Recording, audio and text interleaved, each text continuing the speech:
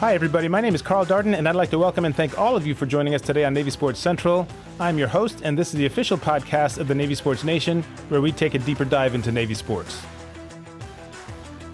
It has been over 8.5 months since the Navy football team's final game of the 2023 season. We all know what that result was, and I'm not kidding you when I tell you it still stings a little. But next year has finally arrived, and in this edition of Navy Sports Central, we'll take an in-depth look at the Mids home opener against Bucknell. In fact, we're going to try a little experiment in this episode's deep dive segment. I talked a little bit about it on the Navy Sports Nation group Facebook page, so we're going to see how all that works out. We've got all that plus our question of the day and the athletes we'll be tracking in our mid-watch segment, so please stick around.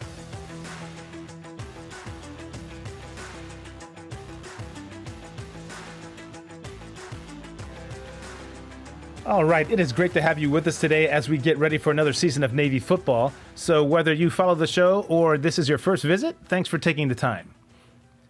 Let's go ahead and get right into it. I don't know how much you all knew about the team Navy faced in their first game, and that would be Bucknell. And it is a program that Navy is very familiar with in just about every other sport except football. As fellow competitors in the Patriot League, the Mids and the Bison square off against each other in at least 16 different sports. But because Navy competes at the Division I level in football, the two teams have not crossed paths that often. In fact, the last time they faced each other, Calvin Coolidge was president, Charlie Chaplin was one of the most famous actors in the country, and there are only 48 states. The year was 1925, and the Mids won that contest 13-7. Saturday was the 15th meeting between the two programs, so let's see how they matched up head-to-head. We can start with the point spread. Now, Navy was favored, which we should all have expected. But the line was 32.5 points.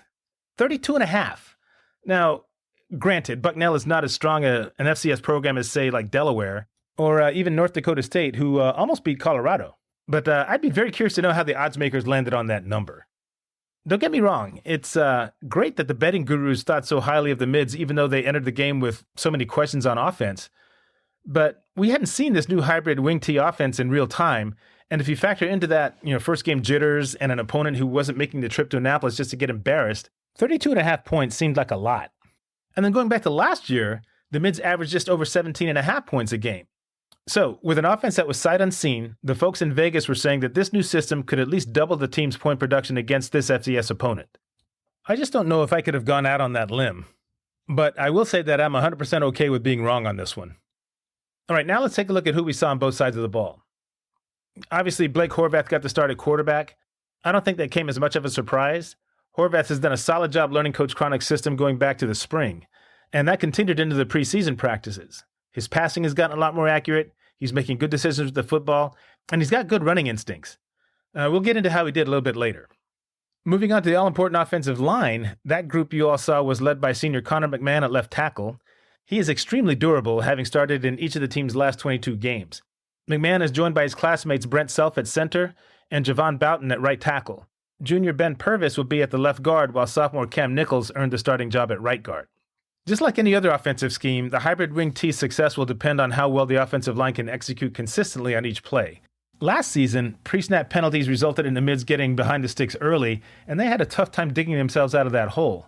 That lack of discipline drove both the coaching staff and the fans crazy.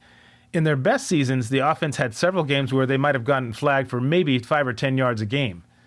Last year, we saw them get hit with at least 3 or 4 pre-snap penalties each contest. As a whole, Navy averaged 46 yards in penalties per game, which was nearly twice as much as their opponents. That just can't happen anymore if they want to have a winning season, so we'll break down how things went in this game and see if there's any adjustments that need to be made. Now let's talk about the one position that underwent a name change. The Navy slot backs, or the A-backs, are now called snipes. So you've got a snipe A and a snipe Z, and even though they have the same name, their responsibilities aren't necessarily the same. Eli Heidenreich is currently the starter at the snipe Z position. He goes at 6 feet, 201 pounds. Coach Cronic mentioned in his last interview that he likes to have someone a little longer and heavier at the snipe Z position because he'll be asked to do some things that the other snipe doesn't have to do. But no matter what, they both have to be playmakers, and Heidenreich definitely has that going for him. Last year, he averaged nearly 8 yards per carry, including a 46-yard TD early in the season. He also did a lot of damage catching the ball, co-leading the team in receptions with 19. He also led the team in total yards with 382 and the average yards per catch, coming in just at about 21. His counterpart at the snipe A position is Brandon Chapman, who is also a legitimate threat. In 2023, he averaged over 13 yards per catch and matched Heidenreich's 19 receptions on the season, while gaining nearly 4 yards per carry running the ball. So in our deep dive segment, we'll check out how Coach Cronic used these guys against Bucknell. And keep in mind, in this hybrid wing T, this game is designed to be played on the perimeter. So you got to figure that the Snipes are going to have a pretty big role in this scheme. Now let's see who we've got at the wide receiver and tight end positions. Those of you who follow the show should be very familiar with Nathan Kent. His mom, Mara, has been a guest on a couple of occasions. According to Coach Cronic, Nathan did a nice job in preseason practices, and I'm really looking forward to seeing if he gets targeted more this year because when that guy gets the ball in his hands, good things usually happen. We also saw sophomore Luke Hutchinson on the field at wide receiver. Last week, Horvath specifically mentioned him in an interview as someone to watch this year. And then finally, Crow Myers and Turner Stepp, who is a converted linebacker, are also listed on the depth chart at wide receiver. At the tight end position, Cody Howard earned the number 1 spot during the preseason practices. Last year, we kept waiting to see how this position would be folded into the offense under Coach Chestnut. That never really materialized, though, and I'm not exactly sure what Coach Cronic has in mind for these guys, but maybe this first game gave us somewhat of an indicator. Now, at fullback, we've got 2 known quantities in Alex Teska and senior captain Daba Fofana. Teska did lead the team in rushing last season, but most of those yards came earlier in the year. Either the defense kept focusing more on the fullback starting in November, or the play calling went in a completely different direction. Either way, it was not a good result. The mids have way too much talent at this position to let it go to waste, and I don't see Coach Cronic letting that happen. All right, that pretty much covers the offense. Certainly there are a lot of questions surrounding this new system, and in our deep dive segment, we'll see how many of them got answered against Bucknell. Now, even though there might be some questions on offense, as far as the defensive side of the ball goes, there shouldn't be that many. I am very confident in the Navy defense's ability to keep things close, even against some of their tougher opponents. The Mids put up 3 shutouts last year. They fielded a pretty young team, and even though that relative experience did show up against teams like Notre Dame and SMU, I really think they'll be that much better because of that experience that they had. So let's check out who was on the field against the Bison. On the defensive line, you had Justin Reed at left end coming off a pretty solid year. Landon Robinson took over at nose guard after Donald Brainyard, a.k.a. Biscuit, graduated last spring. And then Kendall Whiteside is on Robinson's right at the defensive tackle position. The linebacker core is anchored by senior captain Colin Ramos at one of the inside linebacker spots. And then Jackson Campbell got the start at striker. Luke Pires, who had a terrific breakout season last fall, played the Raider position, and Kyle Jacob is at the Mike linebacker spot. The defensive secondary took the field with 3 seniors, and B.T. Williams plays at the bandit position, Deshaun Peel is at boundary corner, and Rayon Lane is at free safety. The field corner position will be played by sophomore Ira Oniha. With the exception of Oniha, the rest of the defense saw significant playing time in Coach Volker's system. As a result, they've come to trust each other, and that is super critical for a defense to function well as a unit. I got to tell you, I'm really fired up about watching them play this year. Obviously, they'll face bigger challenges than Bucknell, but I think they'll be up for it. We could actually be in store for a pretty special season if they can stay healthy. Let's go ahead and finish up with the special teams. Nathan Kirkwood will start the year handling field goals and extra points. Senior Riley Reithman is the punter, and he's also on a couple of preseason watch lists. And then finally, Heidenreich, Chapman, and Tyler Bradley will take care of returning kickoffs and punts. So that is a look at the Navy 2024 football team. When we come back for our deep dive segment, I'll break down how they did against Bucknell. So don't go anywhere.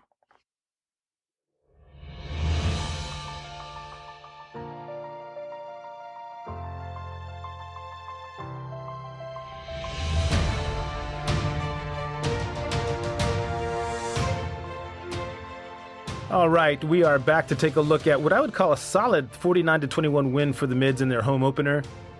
Before I get to it, though, I did want to jump back to that point spread. At game time, it had jumped back to 33 points from 32.5.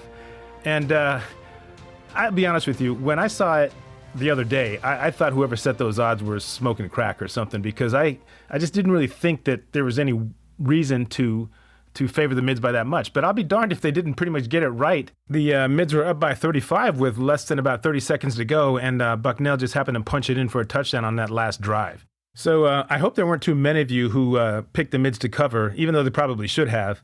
I mean, this game is a prime example of why I don't bet on sports.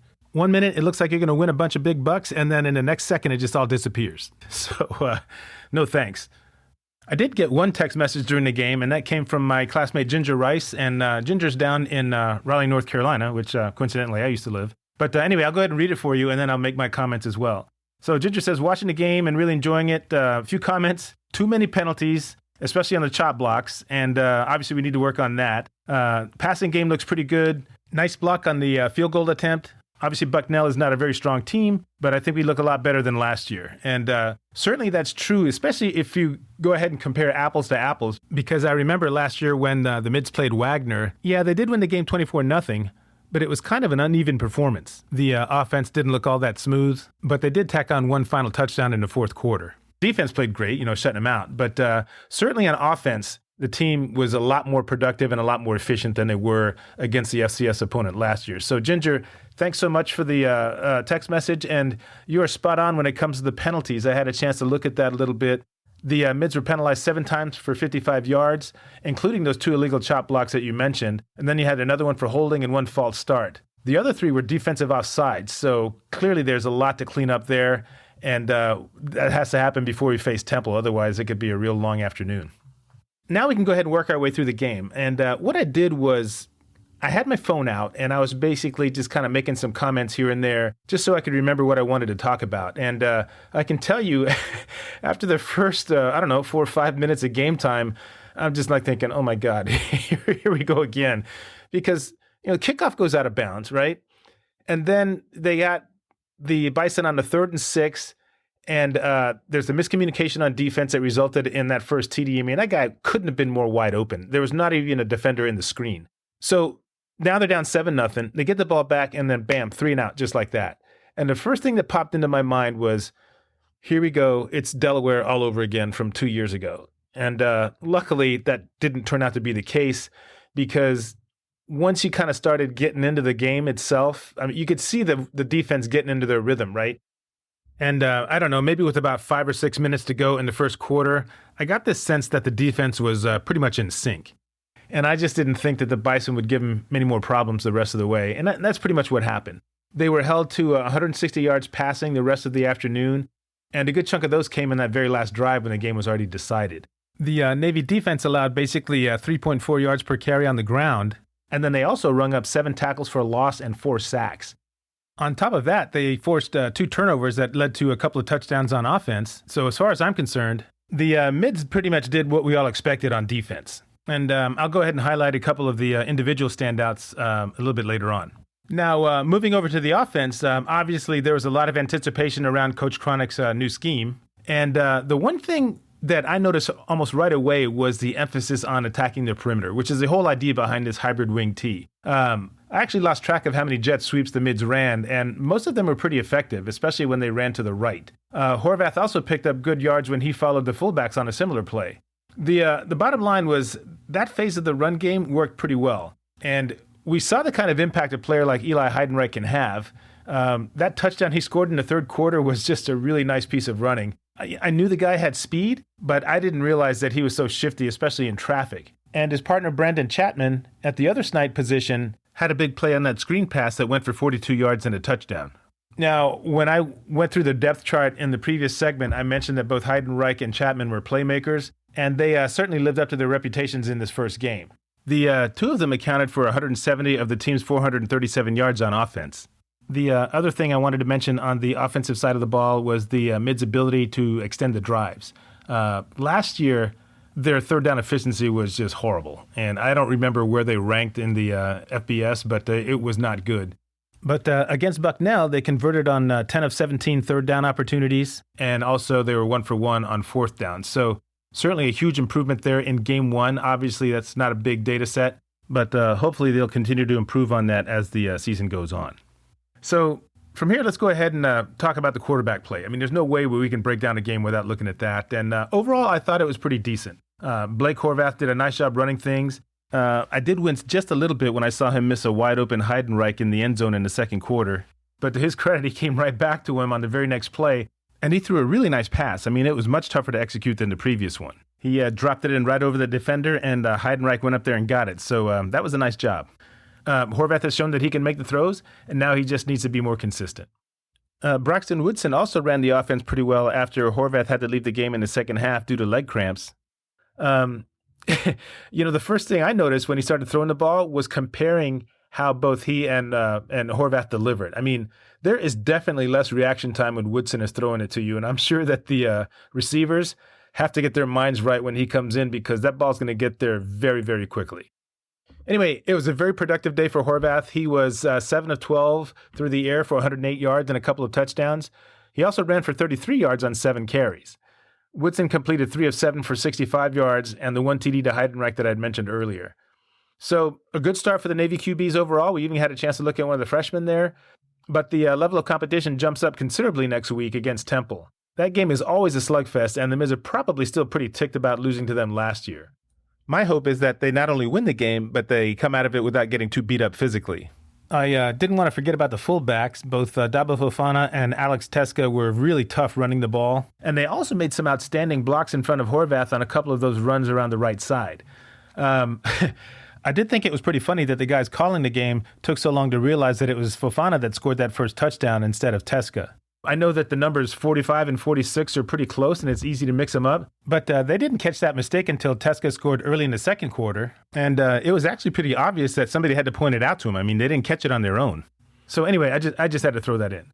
Let's jump back to the defense real quick, and I wanted to specifically address how the Mids did on their Get 6 goal that Coach Newberry established when he got here 5 years ago. And just to refresh your memories, Get 6 means that any combination of 3 and outs, holding a team on 4th down, or turnovers that total 6 or more, the Mids usually have a pretty good chance of winning the game. So looking at this game against Bucknell, the Mids came up with 2 turnovers, and both of those actually led to touchdowns. And they forced 4 3 and outs, as well as holding the Bison on 4th down twice. So that comes to a total of 8, which serves to validate Coach Newberry's theory once again. Colin Ramos and Jackson Campbell led the team with 10 tackles each, and Luke Pires had 1.5 sacks and recovered a fumble that led to a touchdown. I swear, that guy's got a crazy nose for the ball. I mean, every time it's up for grabs, he always seems to be around it. And he, along with the rest of the defense, made it just a miserable day for Bucknell quarterback Ralph Rucker. After that first drive, Rucker didn't look like he was having a whole lot of fun. And I'm hoping that there are quite a few more opposing quarterbacks who get that same feeling when they go up against this defense. The one area that makes me a little bit nervous is special teams. They got that nice block on the field goal attempt, so that was good. And I actually thought the Mids were pretty good returning kickoffs and punts as well. But on the coverage side, they gave up a 52-yard kickoff return and then another one of 29 yards to go along with a punt return of 24 yards. So I know they can't be too happy about that. It's an easy fix, though, because all they need to do is just wrap up the guy and bring him to the ground rather than thinking that the hit alone is going to be enough. So overall, this game went the way I hoped that it would. The offense took a couple of series to find its rhythm, but you can definitely see the difference in Coach Cronic's system compared to the triple option that we'd gotten so familiar with over the past 20 years. There are still some kinks that need to be worked out, but it was nice to see the offense put up 28 points in the first half. I mean, that hasn't happened since the Mids beat Tulsa a couple of years ago, 53-21, and they scored 36 by halftime in that game. But we all saw how much of a struggle it was for the team to score last year, and it was just kind of nice to see once they got on track how the offense started to flow. That said, you can bet that the coaches are going to be honed in on reducing those mental errors in practice this week. They didn't cost the team too much in this game, but there's little doubt that similar mistakes against conference opponents could be the difference between celebrating a win or stewing over a loss. Right now, it's all about incremental improvement, and if the Mids can do that, they've got a good shot against Temple next week. We'll be right back.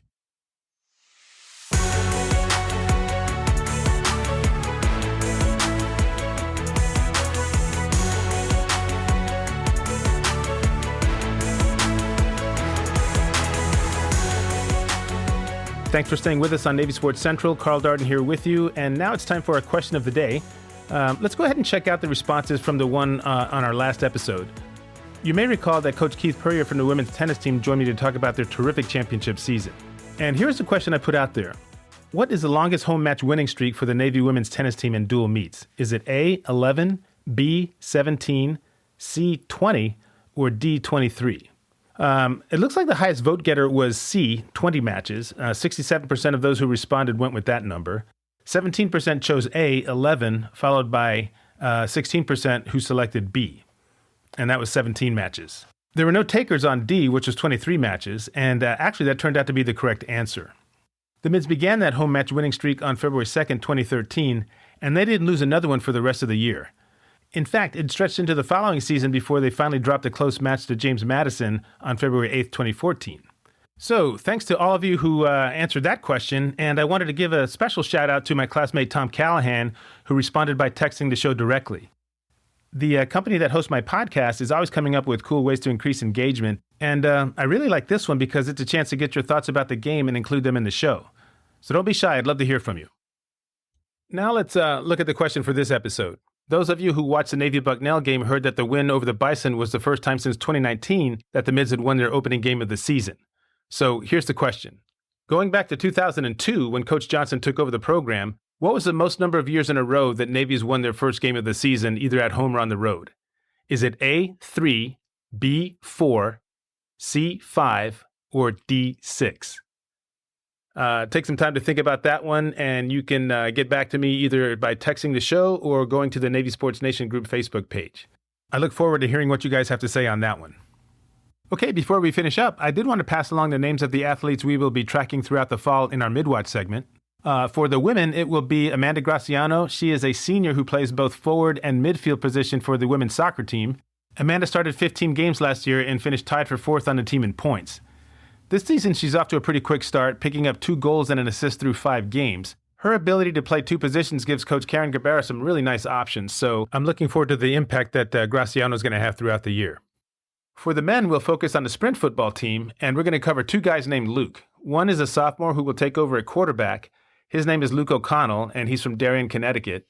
He takes over for Brandon Atwood, who graduated last spring after a great career at Navy. The other player we're going to be watching is Luke Wagner. He is a senior running back from Edmond, Oklahoma. Last season, Wagner gained 220 yards while averaging over 7 yards per carry. He was part of a consistent rushing attack that helped take the Mids to their 3rd straight college sprint football championship. We'll see how they do this year as they try for a 4th one. That's going to do it for this edition of Navy Sports Central. Thank you all so much for joining us. Now, if you like what you've heard, please be sure to hit that follow button wherever you get your podcasts. And remember to get the word to all the other Navy fans out there. Once again, I'd like to thank Ginger Rice and Tom Callahan for texting into the show. I think we can really have a lot of fun with that now that the football season has started.